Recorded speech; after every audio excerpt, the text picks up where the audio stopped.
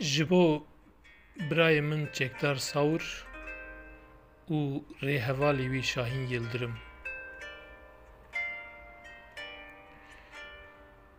Di vê şeva şilweyê da ber vi te ve dûmena xwe dişkînim.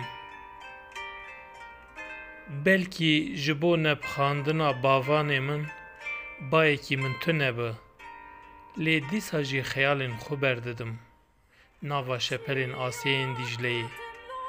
Belkî weke kelekvanên Ermenî nebim, lê ez jî nekêmim ha. Îşev ez dibim Dîcle, di hemû hêmayê min da tu jî Firat. Ji bo berî bîskekê bigihîjim te, rêya min dûr e.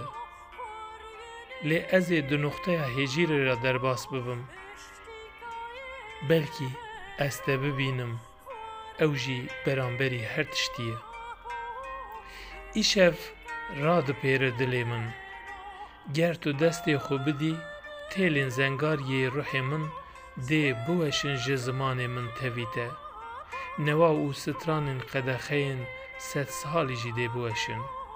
Îşev weke nivînekê tê raxistin li ber çavê min. Qubînê, Qurtalan, deşta Bamerdê û Mawan.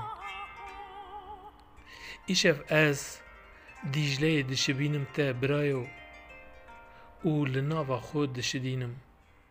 Lê dîsa jî bêrîkirina min natebite. Îşev ez dibim palandanê nêrgîzên gebarê. Dibim gerokê zeviyên hejhejokên omeriyan. Îşev ez bûm çilkek baran û nuqutîm ser xaka te.